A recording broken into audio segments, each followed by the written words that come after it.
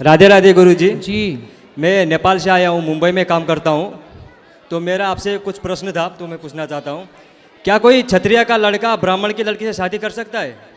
तो दोस्तों वीडियो में बने रहें। सबसे पहले यह लड़का गुरुजी के आश्रम में आता है और उंगली दिखाकर बातें करता है और कई तरह की उटपटांगे सवालें करता है। जैसे कहता है कि क्या हम दूसरी जाति से विवाह कर सकते हैं या नहीं, और कई तरह के सवालें करता है। तो चलिए देखते हैं इस वीडियो में। करने को तो आजकल कोई भी किसी से कर रहा है, लेकिन धर्म इजाजत नहीं देता। और नहीं देखते हो, बोलते हैं कि पितरों को दर्पण नहीं कर सकते। अभी आपने बोला कि चतुर्वर्ण से ऊपर के ब्राह्मण, क्षत्रिय और शूद्र और वैश्य जो भी हैं गुण और कर्मों के विभाग से होते हैं, तो फिर गुरुजी ऐसे कैसे नहीं बोल सकते कि नहीं हो सकता है?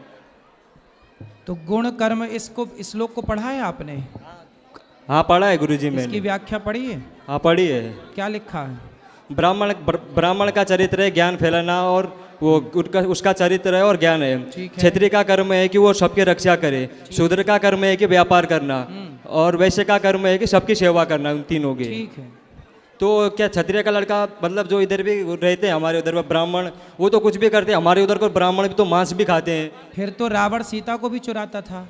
वही गुरुजी फिर प्रश्न है। आप तुम भी चुराओ किसी को फिर। हम चुराने की बात नहीं कर रहे गुरुजी। वही तो हम कह रहे हैं कि लोग क्या करते हैं ये मत कहा करो।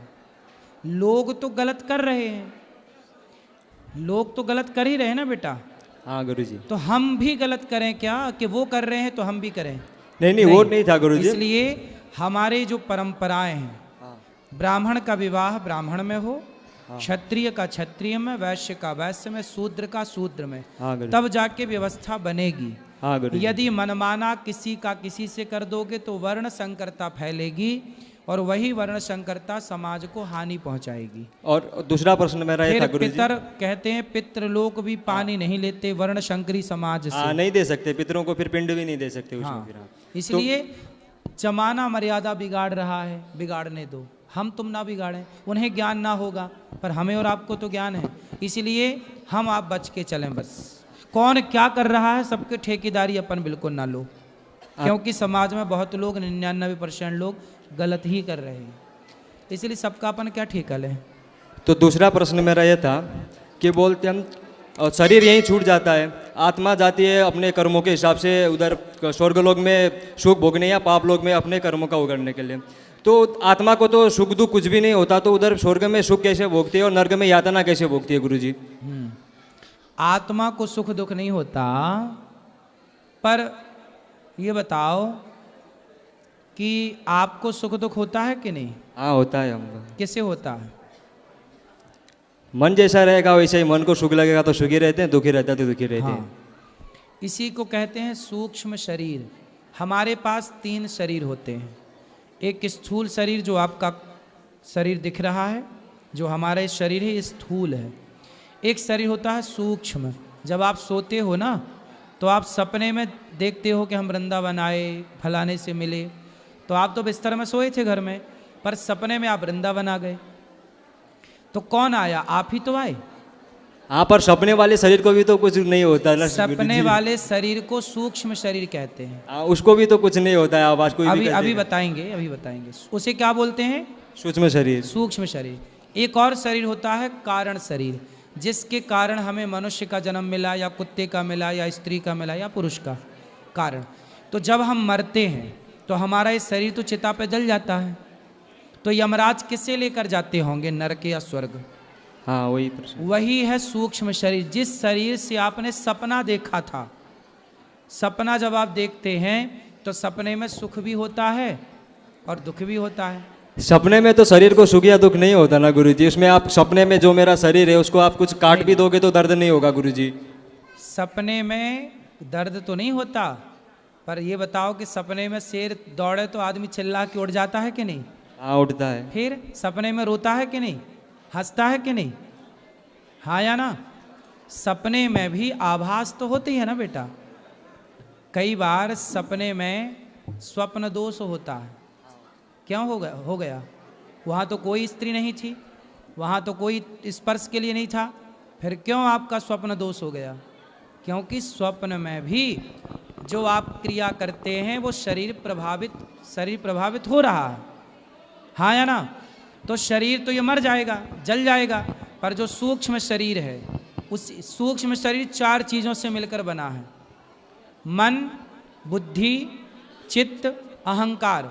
कबीर जी कह रहे हैं कि माया मरी न मर मरा, मन मरा मर मर गया शरीर, आशा तृष्णा ना मरी, कह गए दास कबीर।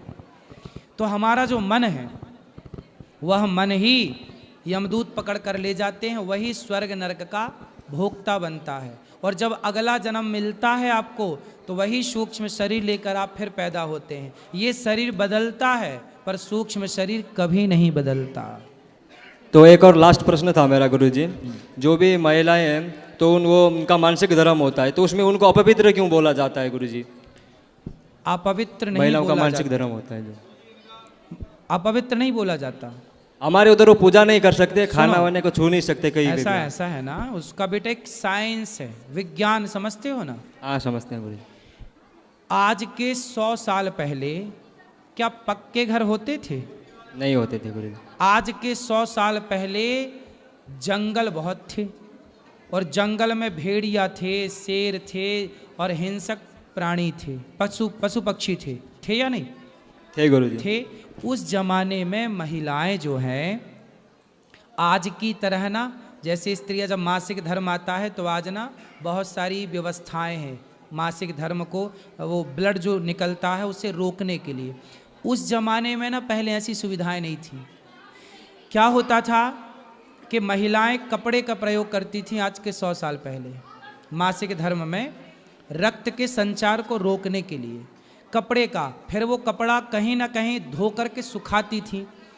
तो जो भेड़िया होता था या हिंसक प्राणी होता था, पशु पक्षी, वो खून की गंध कई किलोमीटर दूर से पा जाता था। तो जैसे ही महिलाओं को मासिक धर्म आया, तो वो महिलाओं के जो खून निकला, उस खून की गंध से वो आ जाता था और महिलाओं को अटैक करता था। इसलिए हमारे पूर्वजों ने कहा कि जब मासिक धर्म आए तब तुम्हें घर से बाहर नहीं निकलना है, तो गुरुजी मंदिर नहीं जाना है, उस समय कार्य नहीं करना है, ठीक है? इसलिए रोक दिया गया। उस समय महिलाओं को दर्द भी होता है कमर में, पेट में, पीठ में, तो आप रेस्ट करो 4 दिन 7 दिन जो भी हैं। अब रही बात पूजा की, तो पूजा आप बिस्तर पर पड़े पड़े मासिक धर्म, उस समय भगवान का स्मरण करते रहिए। भगवान का स्मरण करने का थोड़ी मना किया है, भगवान का चिंतन तो आप किसी भी हाल में कर सकते हैं। भगवान को स्पर्श नहीं करना, उसकी भी एक मर्यादा है। जब मासिक धर्म होगा तो स्त्री अस्वस्थ होती है, उस समय स्वस्थ नहीं होती, वो दर्द से प्रताड़ित होती है। उस समय उसका मन पूजा में लगेगा ही नहीं।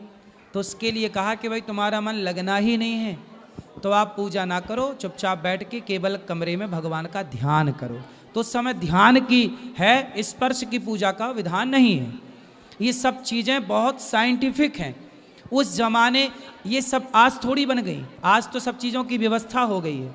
आज के 100 200 साल पहले महिलाएं कांच लगा के साड़ियाँ पहनती थी। आज भी महाराष्ट्र में स्त्रियाँ साड़ी को कांच लगा के पहनती हैं, ठीक है? आज जो प्रयोग चलते हैं स्त्रियों के लिए, ये पहले नहीं था। पहले अलग तरीके से बहुत ज़्यादा तकलीफ थी पहले के टाइम पर। और सुनो, पहले के टाइम पे तकलीफ क्या थी कि घर में पानी भी नहीं था, कुआं जाओ साफ करने के लिए। अब देखो महिलाओं को रक्त संचार जब होता है तो 2-2 बार 3-3 बार उसे साफ करना पड़ता है। अब ये बताओ कि उस समय पर कुआं थे, तालाब थे और नदियाँ थीं। घर में टोंटी वाला पानी तो नहीं था कि नल खोल और पानी घर पर अवेलेबल था। तो उस समय पर पुरुष उनकी देखरेख करता था, पुरुष तालाब से नदियों से पानी उनके लिए लाता था। पुरुष जिनको जो और अन्य महिलाएं थी वो उनका साथ दिया करती थी। ये सब पुरानी बातें हैं। आजकल के लोगों को ये लगता है कि देखो हमें रोका जा रहा, हमसे ये नहीं करा। उसके पीछे साइंस तो समझो, भला भी तुम्हारा है। तुम्हें 7 दिन रेस्ट के मिल रहे हैं, रेस्ट क्या नहीं कर रही हो मन लगा के? आखिरी सवाल गुरुजी जी, क्या कोई लड़का खुद से बड़ी उम्र की लड़की से शादी कर सकता है? कितनी बड़ी? 1-1.5 साल 2 साल? हाँ, 1 साल तक तो ठीक है। राधा जी भी बड़ी थी कृष्ण जी से 1 साल। हाँ गुरुजी, सुना था। ओके गुरुजी, राधे तो राधे। आपको करनी है बड़ी उम्र की लड़की से? नहीं गुरुजी, मैं बस पूछ रहा था, मन में सवाल आते ही रहते हैं सोने के टाइम पे, तो अभी मैं बोला आपसे मिले तो आपसे ही पूछ लेते हैं सवाल सब। आपकी ठीक है, 1-2 साल चल जाती है, 1 साल ठीक है, ओके गुरु ज़्यादा 10-20 साल बड़ी से ना कर लेना। हाँ चलो आज के लिए इतना ही।